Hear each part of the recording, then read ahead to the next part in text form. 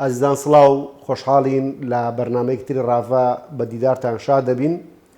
تەوەری ڕاڤەکردنمان دۆخی سیاسی هەرێمی کوردستانە. ئەم تەوەرە گفتوگۆکەین بە میوانداری زۆر بەڕێز کاک شەنکار عەبدوڵڵا شرۆڤەکاری سیاسی. کاک شەنکار بەخێر بێت و خۆشحاڵین. زۆر سپاس. مامۆستا شەنکار، دۆخی سیاسی ناوچەکە لە دوای قۆناغێک لە گرژی و جۆرێک لە ململانی سەخت بە جۆر لە جۆرەکان خاوبوونەوەیەکەیە، بە تایبەتی لە هەرێمی کوردستان لە زۆر ئاستا جوهد هەیە کە بەرەو سەقامگیری بڕۆین، بەرەو باشتر بڕۆین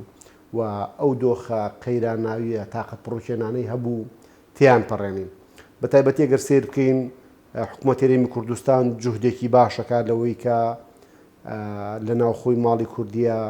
جارێکی تر بە سێکتەرەکان بچێتەوە و پەیوەندەکان لەگەڵ عێراقا باشتر بکە، بەردەوام مۆڤدەکان لە بەغدا و دێنە هەولێر و لە هەولێرە و دەچنە بەغداد و لەسەر پرسی بودجە و موچە جۆرێک لە ڕێکەوتن هەیە. دۆخی هەرێمی کوردستان لە هەندێک ئاستی دیکەیە، هاتنی سەرۆکی دەوڵەتی تورکیا بۆ هەولێر، چوونی سەرۆکی هەرێمی کوردستان بۆ تاران، سەردانی سەرۆک کۆماری عێراق بۆ هەولێر، سەردانەکان لە هەرێمی کوردستان و بۆ بەغدا و بینینی کار بەدەستان. یعنی تۆڕێک لە پەیوەندی و جومجۆڵ هەیە لەوەی کە چۆن وا بکرێ هەرێمی کوردستان هەرێمێکی سەقامگیرتر بێ بە خوێندنەوەی ئەوەی کە لە ماوەکانی ڕابردوو جۆرێک لە نەساقمگیری هەبوو، لە هێرشی درۆنەکان، لە موشک بارانکردنەکان، لە نەناردنی بودجە و موچە،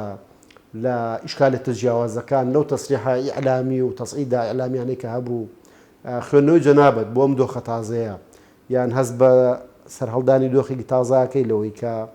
هەرێمی کوردستان لە بەردەم قۆناغێکی تر بێت و جوهدەکان بۆ ئەوە بێت کە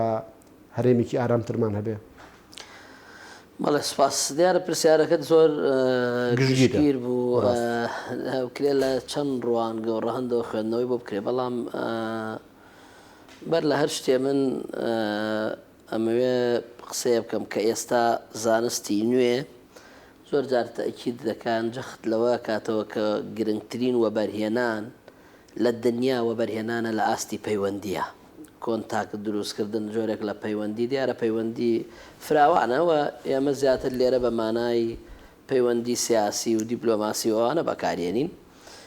یان هێزی نەرم، بە مانای هێزی نەرم بەکارێنین. بە خوێندنەوەی بارودۆخی کوردستان لە ماوەی پێشوە دۆخێکی یەجگار قورس هەبوو بۆ هەرێمی کوردستان. دیارە خوێندنەوەی ئێمەش لە منتەڵەقی هەرێمی کوردستان و بەرژەوەندیە باڵایەکانی میلەتەکەمانە و لەم ڕوانگەیەوە خوێندنەوەکەین بۆ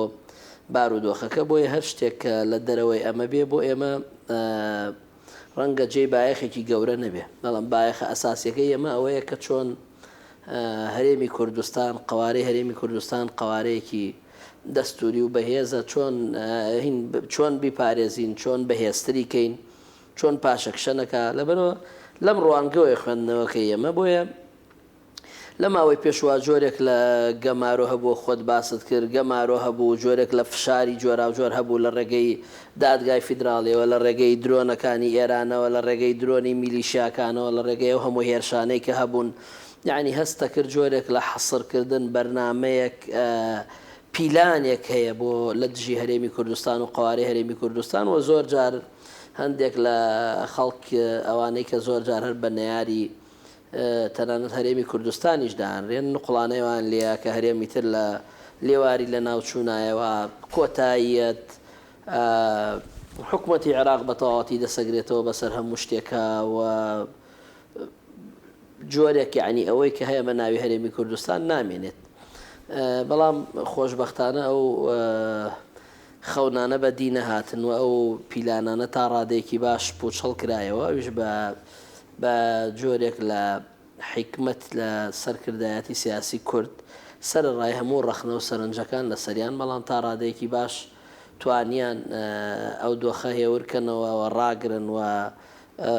بە نەتیجە قوارەی هەرێمی کوردستان بپارێزن لەو مەترسیە گەورانە. ئەگەر چی ناوچەکە بە گشتی ناوچەی بوو مەلەرزەیەوە هەموو کات معڕەزە بۆ ئەوەی هەموو شتەکان قوڵب ببنەوە بە ئاراستەیەکی تر، بەڵام خۆشبەختانە لەو فشارە زۆر و زەوەندانەی کە لە ماوەی پێشوە لەو پیلان و پلانانەی کە هەبوو بۆ لاوازکردنی هەرێمی کوردستان تا ئاستی کۆتایی پێهێنان تقریبان جۆرێک کۆتایی هاتووەوە جۆرێک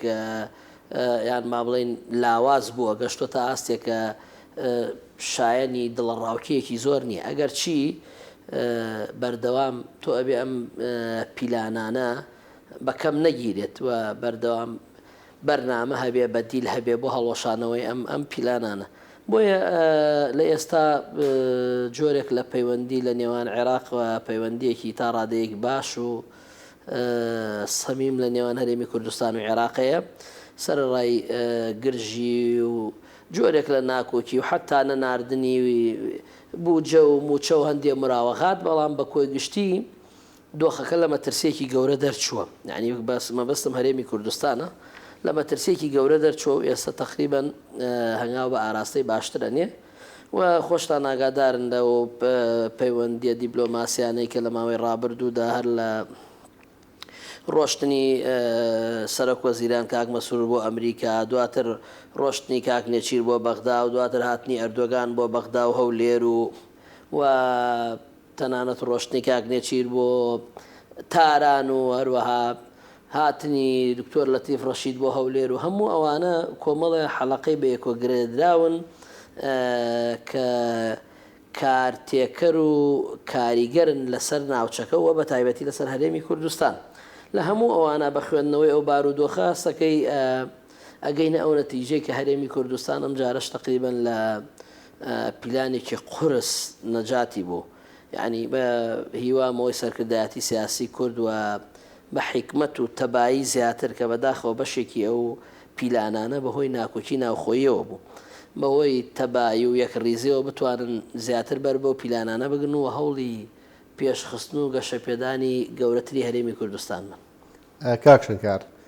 لە یەکی لە جەڕەکان تا باسیەوە کرد کە ناوچەکە ناوچەی بوو مەلەرزەیە و لە ڕابردووشە ئاگدار بوون بە تایبەتی کێشەی غەزە و ئیسرائیل ینی گەورەتر باسیکەین فەڵەستین و ئیسرائیل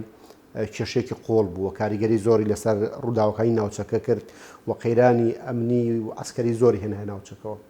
و بەردەوامیش لە یەمان لە سووریا لە زۆر وڵاتی دیکەی ناوچەکە ئەم ئیشکالێتە ئەمنی و عسکەریە هەیە جوهد هەبوو هەرێمی کوردستانیش بە جۆرە لە جۆرەکان لەم کێشەیە باڵێنرێ ینی خوێنەوە چییە بۆی کارێمی کوردستان تا ڕادەیەک توانی لەوەی کە نەبێ بەبەشێ لە شەڕەکان و ئەو بوومە لەرزە و بورکانانەی کە لەم منتیقەیە کە بە جۆر لە جۆرەکان توانین بڵین بە پیلانیش ئەتەقێنرێنەوە و ڕۆڵی دەوڵەتانی هەرێمی زۆرە لەم بابەتەیە بەڵام هەرێمی کوردستان تا ئەندازەیەک توانی لەوەی کە نەچێتە ناو ئەو ململانە سیاسی و عسکەریانەوە و بتوانێت هەرێمی کوردستان کەمێک پارێزراو بکات لەو بابەتە هەرچەنە هەندێک جوهد هەر هەبوو بە حکومی تەکنۆلۆژیا و پێشکەوتنی تەکنۆلۆژیا عسکەریوانە بەڵام هەرێمی کوردستان توانی تا ڕادەیەک داخلێن بابەتە نەبێ داخل نەبوونی هەرێمی کوردستان بۆ ناو ئەو هاوکێشانە چۆن نەخوێنیتەوە لەوەی کە بتوانێت یان چونکە بەدڵنیاییەوە بۆ داهاتوو لوغمی لەم جۆرە هەربوونی ئەبێت بێگومان هەنگاوێکی گرنگ بوو فعلەن بەرنمەیەک پرۆژەیەک پرۆسەیەک هەبوو بۆەوەی کە هەرێمی کوردستان داخلی ئەو شەڕە بکرێت و شەڕەکە فراوانتر بکرێت لە ئاستێکی گەورەترا بچێتە ئاستێکی زۆر جیهانیە چەند خۆتان نزان شەڕی غەزە بوو بە سەردێڕی هەموو هەواڵەکان و عالەمی گرتەوە یعنی بە لە ڕووی ئیعلامیەوە گەشت بە هەموو عالەم و تقریبا کێشەکانی کەیدا پۆشی هەمووی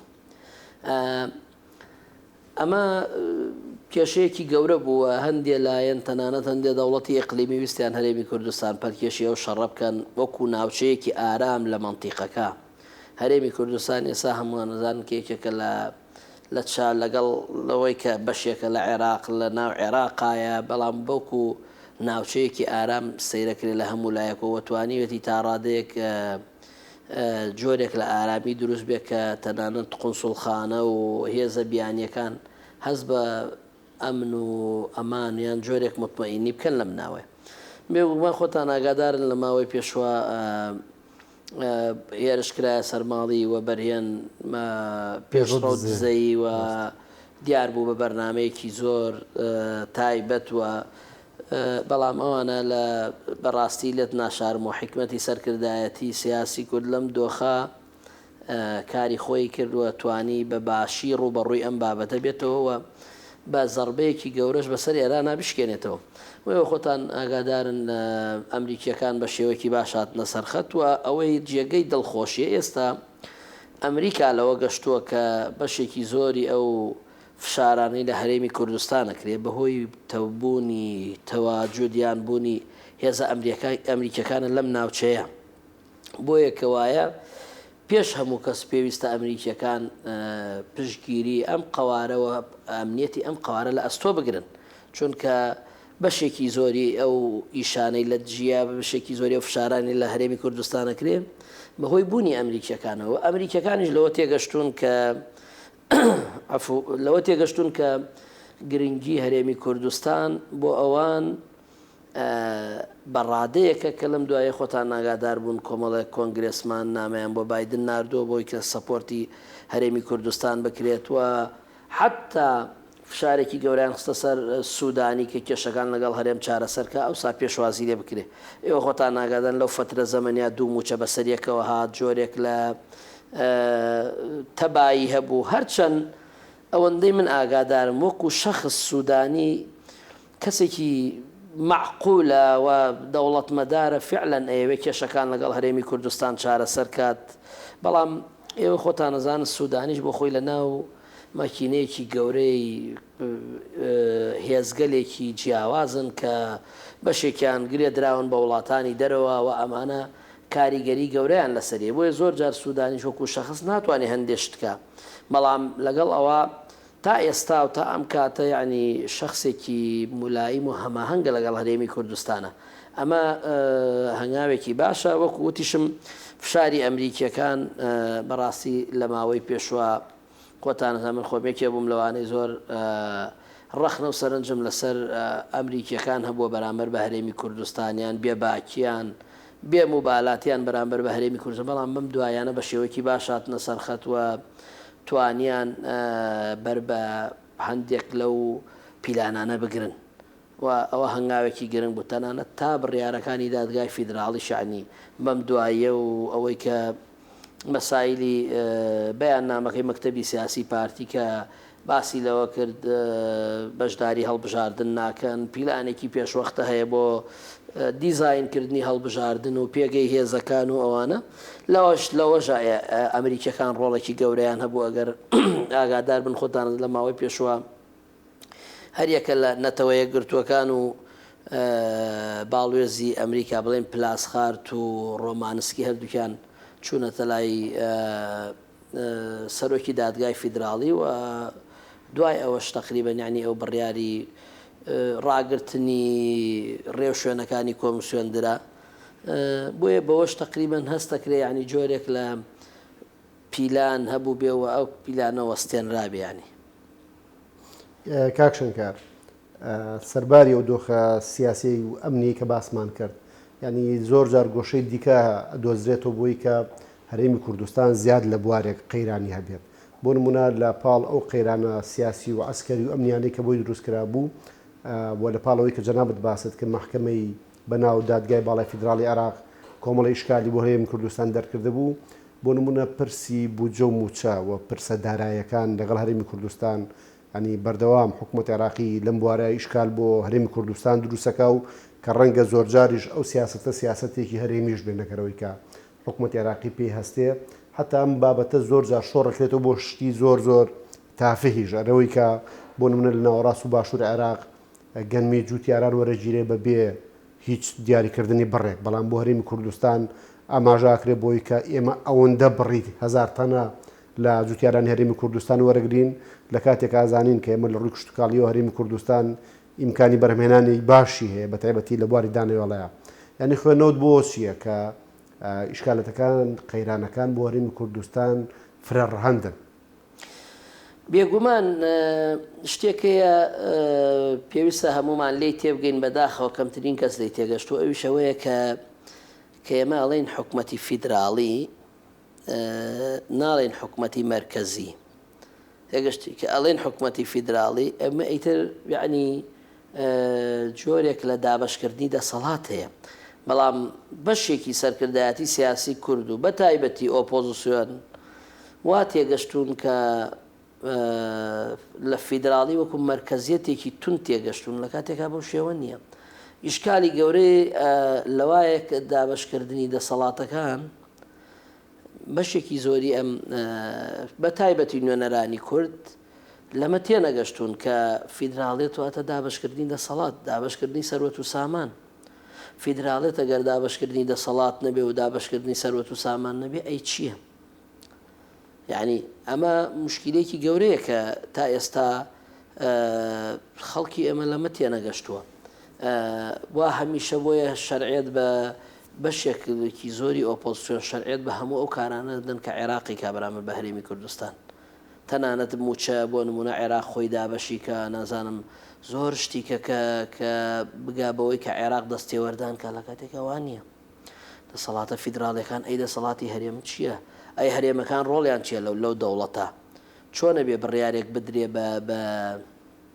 بە بێ هەرێمی کوردستان حتا ئێستا تازەترین ڕوودا و کە ڕووی داوات نامەیەکی سوودانیە بۆ ئەنجومەنی ئاسایش بۆ نەتەوە یەکگرتوەکان بۆی کە لە ماوەی ساڵ و نیوێکی کە ساڵێک و 6 مانگ بۆی کە کۆتایی بە ڕۆڵی نێردەی نەتەوە یەکگرتوەکان بێ لە عێراقە ئەمەش جۆرێک لە مەترسیە چونکە ئەمە ناکرێت سوودانی بە تەنها بڕیان لەم بابەتە نیە چکە نەتەوە یەکگرتوەکان ڕۆڵی گرنگیان هەبووە لێرەوە بە تایبەتی بۆ کورد هەمیشە جۆرێک بوون لەوەی کە نەکەر بۆ کورد تەنە ڕەنگە بۆ پێکاتەکانی کەش جۆرێک بوون لەوەی کە توانیویانە نێڵن فشارێکی زۆر یان با بڵین لانکەیان با بڵین هێزێک بوون بۆ سەپۆرتکردنی هەموو ئەو لایەنانەی کە دەسەڵاتیان بە شێوەیە لە شێوەکان کەمە لاوازن بۆی کە بە تەواوەتی نەپوکێنەوە ئێستا ئەوان بەم شێوە مامەڵەکەن تەنانەت کەمترین خەڵک لەسەرم بابەتە قساکە بۆیە هەر ئەو تێگەیشتنە لە فیدراڵیەت وای کردووە کە پێیان وابێ هەموو شتێ بۆ حکوومەتی عێراق ڕەوایە و هیچ شتێک بۆ هەرێمی کوردستان لە کاتێکەوە نییە هەر بەپێی دەستور تەنانەت ئەگەر یاسایەک مخالەفە یان بە یەکدادانی هەبێ لە یاسای هەرێم و یاسایی ناوەند ئەو کاتە بۆ هەرێمی کوردستان یاساکەی هەرێم ئەفزەڵترە و ئەو جێبەجێەکرێت بەڵام ئەمە بۆ بە مشکلەیەکی گەورە لە تێنەگەشتنی سیاسی کوردیان ئەوانەی کە بە ناوی ڕۆشنبیر و خوێنەوار بە تایبەتی بەشێکی زۆری ئۆپۆزیسیۆن ئەمە مشکلێکی گەورەیە لە مەسەلەی گەنموشتەکە ئەمە باسم بە شێوەیەکی فراوان و ئەساسی بۆ گەنموشتەکە هەر هەمان شتە هەمان بیرکردنەوە هەیە کە عقلێتێک هەیە لە بەغدا ئەیەوێ هەرێمی کوردستان تەحجیم کە لە قاڵبی بە بچووکی کاتەوە تا ئاستی نەهێشتن ئەو پێی وایە هەموو گەشەکردنێکی هەرێمی کوردستان ئەبێتە عیبەیەکی گەورە لەسەر ئەوان چونکە هاوڵاتیان ئەپرسن ئەو بوجە زۆرەی کە ئێوە هەتان بووە لە دوای 2005ەوە بودجەیەکی خەیاڵی بووە کەمترین پارە بەر هەرێمی کوردستان کەوتووە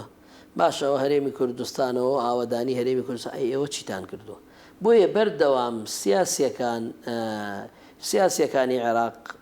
ئەمە وەک مەترسیەکە بینن لەلایەن هاوڵاتیانەوە بۆ سەریان بەسەرهاتێک هەیە کە سوپای وڵاتێکە چنە مەملەکەتێکەوە داگیرێکەن ئەچنە لادەیەکەوە وازەم لادەیەکە تەعەدا لە هەرچی ژنی ئەو ناوچەیە ئەیکەن تەنها یەک ژن ئەو ئەفسەرەی کە بۆیە چێت ژنەکە ئەفسەرەکە کوژێت و دواییەتە دەرۆڵێ من ئەم ئەفسەرم کوشت و نەمێش تەعدام لێ بکە دوایی بە ژنانی هەموو لادێکەوە ئەو ژنە ئەکوژن لەبەرەوە پێیان وایە هەتا ئەم ژنەما بێت ئەبێ بەلەکەیەکی گەورە بە ناوچاوی ئەمانەوە ئەمەی عێراقیش تقریبن جۆرێک لەمەیە هەتا هەرێمی کوردستان گەشاوە بێ ئاوەدان بێ جۆرێک لە ڕەخنەی جددی لەسەر ئەوانەیە کە ئێوە ئەو هەموو داهاتتان چی لێ کردووە لە سا 12 بۆ هەرێمی کوردستان ڕۆشتووە بە ڕۆخمی هەموو گەندەڵی و بە هەدەردان و ئەوانە ئەوان ئەم جۆرە لە گەشەکردنیان کردووە ئەی ئێوە لە 1970 چیتان لێ کردووە کو ئەو پرۆژانەی کە لە 2005 لە عێراق کراوە بۆیە عێراق یان لایەنە شیعەکانی عێراق دروستتر ئەوەیە بەردەوام ئەمە بە جۆرێک لە مەترسی ئەبینن بۆیە پێم وایە هەر سیاسیە کە پێی وابێ عێراق ئەبێ بە ئەوەیەکی زۆر متمانە پێکرا و ئەوانە ئەبێ جۆرێک لە گومان لە عەقڵی بکەیت چونکە عێراق هەرگیز نابێ بەوەی کە وەکو هاوڵاتێکی پلەیەک سەیری تۆ بکە و لە زۆر شتیشا بەڕوونی ئەمە دەرەکەوێت. کاک شەنکار زۆر جار لەم کێشمان کێشمەی کە بەڕێزش بە شتێکی باس کرد حکوومەت هەرێمی کوردستان تۆمەتبارێکرێ بۆی کە بۆ نمونە شەفاف نییە گەندەڵی هەیە ئامارەکانی مەزبوط نین ئەنیەوەی کە لەو چەند مانگی ڕابردوو خوێنمانەوە یان بە تایبەتی لە ساڵی ڕابردووە لە دوای ڕاگررتنی پەناڕینەوەتەوە خوێنەوە چییە بۆ هەوڵەکانی حکوومەت هەرێمی کوردستان لەوەی کە جددیەتێکی باشی هەیە ئەوێت لەگەڵ حکوومەت عێراقیە بگاتە ڕێکەوتن بەردەوام لەسەر خەتە و هەموو ئەو ڕقم و ژمارە و ئامار و پێویستیانەی کە پێویستە بە حکوومەتی عێراقی گەیاندوێتی و جوهدێکی باشێ لە هەرێمی کوردستان و بۆی کە بەڕاستی هەرێمێکی فیدراڵی بەهێز بێ ینی مامەڵەکانی حکوومەت هەرێمی کوردستانت پێ چۆنە لەگەڵ حکوومەت عێراقیە ئایا هەر بەڕاستی حکوومەت هەرێمی کوردستان شەفافنی لەگەڵ حکوومەت عێراقیە وەکو هەندێک ئەڵێن من ئەڵێم ناڵم 100% تۆتەزانی شتەکان هەمووی ڕێژەیە بەڵام ئەو تەسەوری کە دروست کراوە لەسەر هەموو شتێکی حکوومەتی هەرێمی کوردستان لە ژێر گوبانا بێ و هەموو شتێکی عێراق پێرفێکت بێ ئەو پەڕی تێنەگەشتنە معنیوە بەشێکی زۆریشی پەیوەندی بەو ململانێ سیاسی ناشەریفانەوە لە هەرێمی کوردستانە بە تایبەتی ئۆپۆزیسیۆن و کۆمەڵێک لەو هێزانەی کە پێشتر هەبوون ئەوان من ئەمێ ڕاست و دروست پێت بڵێم بەبێ ئەم سەر و سەر ئەوان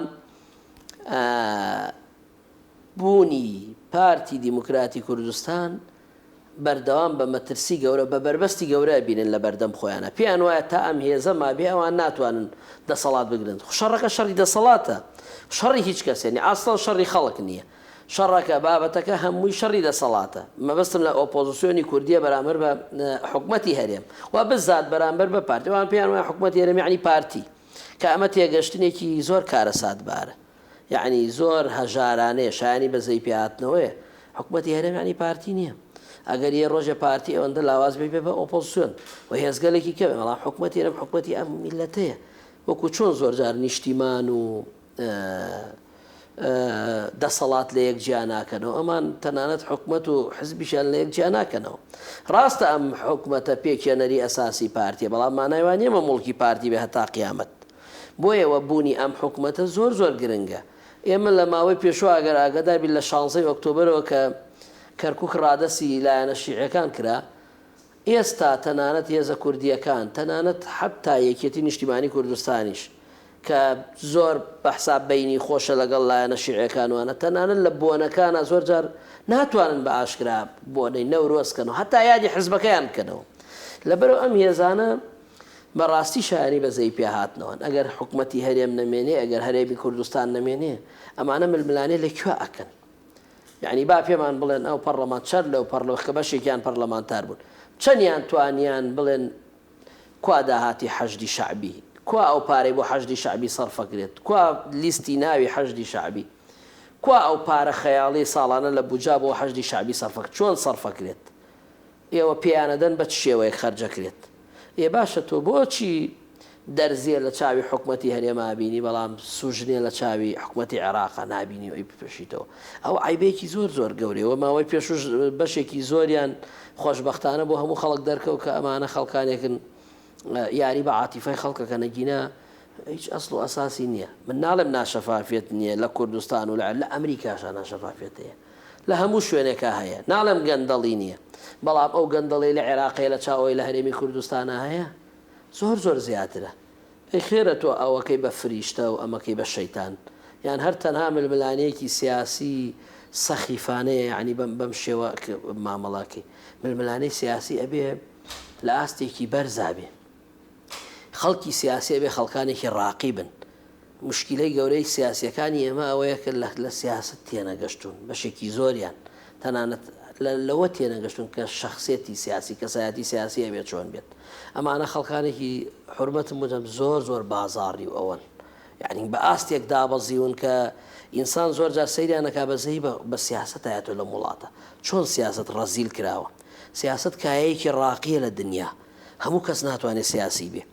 لە زۆربەی وڵاتانی پێشکەوتو بزانە کەمترین خەڵک خەریکی سیاسیە بۆ لەبەرەوە بوارێکی زۆر تایبەتە زۆر قورسە هەموو کەسێ ناتوانێت سیاست بەڵام لێرە هەر کەسێ لەو سەرجادەوە ئەوە نەزانین سبەینێ کاندیدە و دوو بەیانێ بێ بە پەرلەمانتار و هیچی لە سیاست نەزان نەخوێندوێتی نەزانیوێتی نەمومارەسەی کردووە ڕۆژێ لەگەڵ دوو بەرپرسا دانیشتووە زانێت چی کراوە نە مێژووی وڵاتەکەی شارەزایە نە ئاگای لە مێژووی دوژمنەکانی هەیە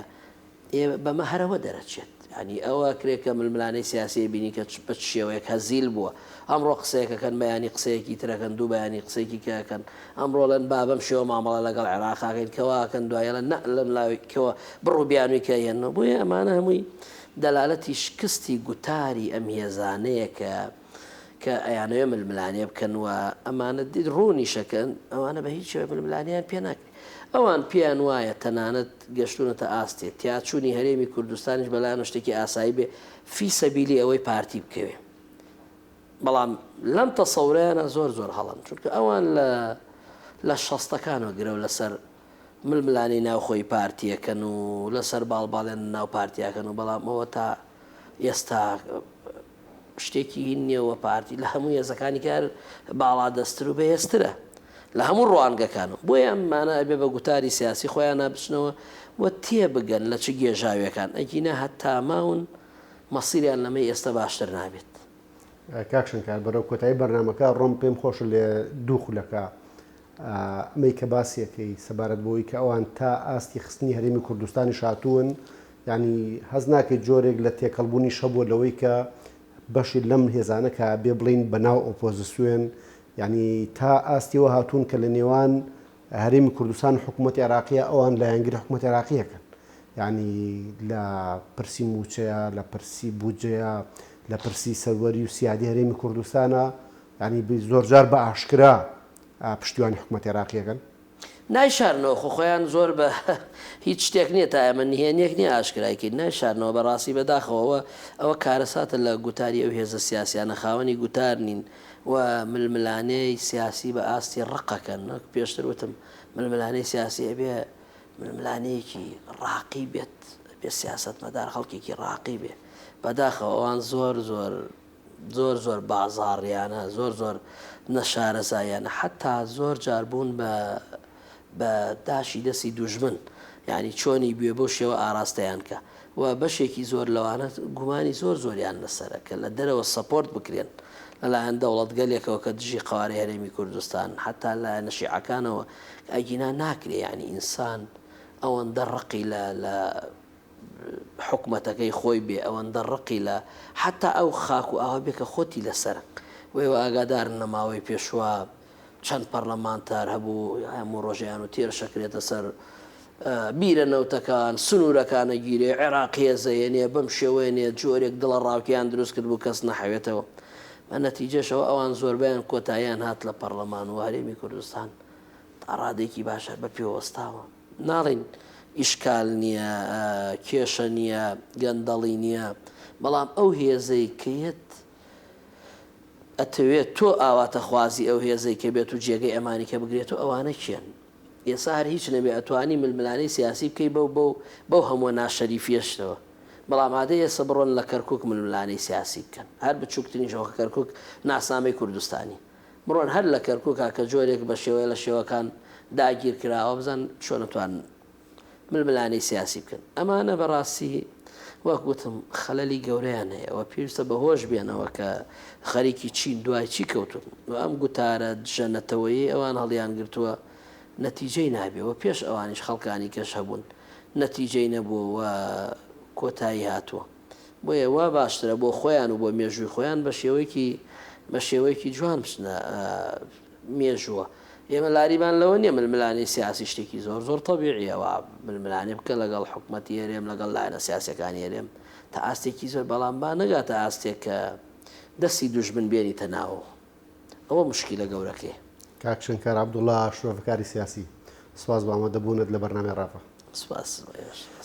ئەزیزان بەم جۆرە هاتینە کۆتایی بەرنامەی ڕاڤە و تا ڕافەکردنێکی تر بەخواتە نەسپێرین و خواتان لەگەڵ بێ